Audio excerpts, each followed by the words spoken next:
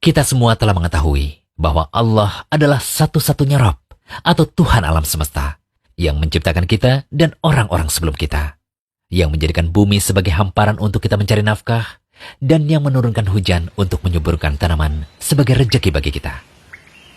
Setelah kita mengetahui demikian, hendaklah kita hanya beribadah kepada Allah semata dan tidak menjadikan baginya tandingan atau sekutu dalam beribadah.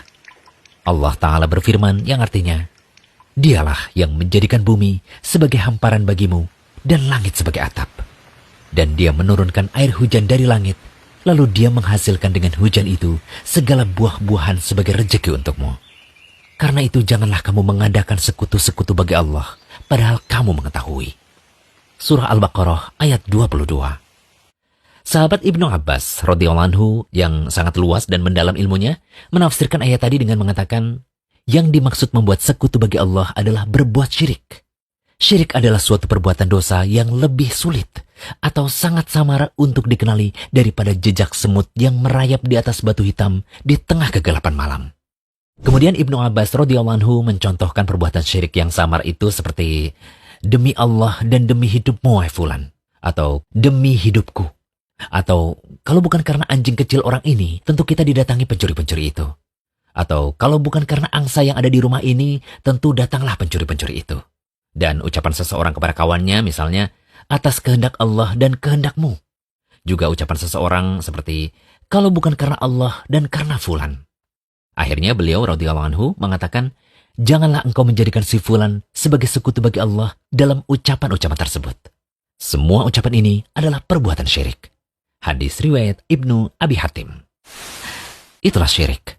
Ada sebagian perbuatan yang telah diketahui dengan jelas bahwa perbuatan itu adalah syirik, seperti menyembelih, bernadar, berdoa, meminta dihilangkan musibah atau istighosah kepada selain Allah, dan terdapat pula bentuk syirik seperti yang dikatakan Ibnu Abbas dalam hadis tadi, yang sangat sulit dikenali atau sangat samar. Nah, syirik seperti ini ada dua macam. Pertama, syirik dalam niat dan tujuan.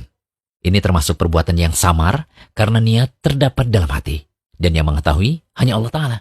Seperti seseorang yang sholat dalam keadaan ingin dilihat atau riya, atau sum'ah, ingin didengar orang lain. Tidak ada yang mengetahui perbuatan seperti ini, kecuali Allah Ta'ala. Kedua, syirik yang tidak diketahui oleh kebanyakan manusia. Syirik seperti ini adalah seperti syirik dalam ucapan selain perkara i'tiqad atau keyakinan. Nah, syirik semacam inilah yang akan kita bahas pada kesempatan kali ini. Salah satu di antara bentuk syirik yang sering diucapkan oleh lisan manusia, tetapi belum banyak yang mengetahui bahwa perkataannya termasuk dalam perbuatan syirik, adalah mencela makhluk yang tidak dapat berbuat apa-apa. Misalnya nih, bencana ini biasa terjadi karena bulan ini adalah bulan suruh. Atau mengatakan begini, sialan, gara-gara angin ribut ini nih, kita jadi gagal panen. Ya, sebagian orang begitu mudah mengucapkan perkataan-perkataan seperti tadi. Padahal makhluk yang kita cela tersebut tidak mampu berbuat apa-apa kecuali atas kehendak Allah. Mencaci mereka pada dasarnya telah mencaci dan menyakiti yang telah menciptakan dan mengatur mereka, yaitu Allah Ta'ala. Dalam sebuah hadis qudsi, Rasulullah SAW bersabda, Allah Ta'ala berfirman, manusia menyakiti aku. Dia mencaci maki masa atau waktu, padahal aku adalah pemilik dan pengatur masa. Akulah yang mengatur malam dan siang menjadi silih berganti. Hadis riwayat Bukhari dan Muslim dari Abu Hurairah. Rasulullah SAW juga bersabda, janganlah kamu mencaci maki angin. Hadis riwayat Tirmidzi. Syekh Al-Albani mengatakan bahwa hadis ini sahih.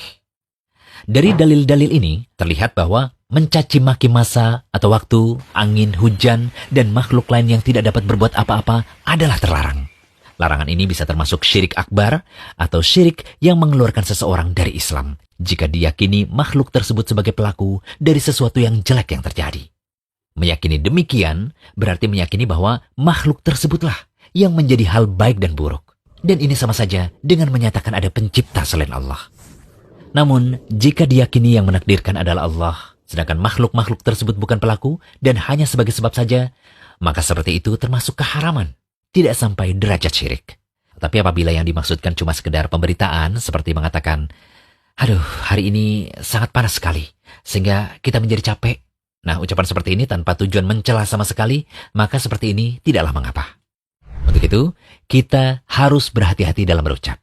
Sebagaimana sabda Rasulullah Sallallahu Alaihi Wasallam, sesungguhnya ada seorang hamba berbicara dengan suatu perkataan yang tidak dia fikirkan. Lalu Allah mengangkat derajatnya disebabkan perkataannya itu.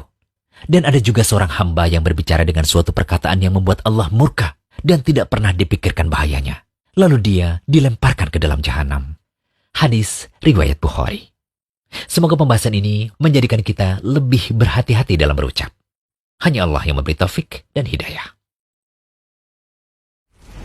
Jangan lupa kunjungi rumaiso.com. Update setiap hari, insya Allah.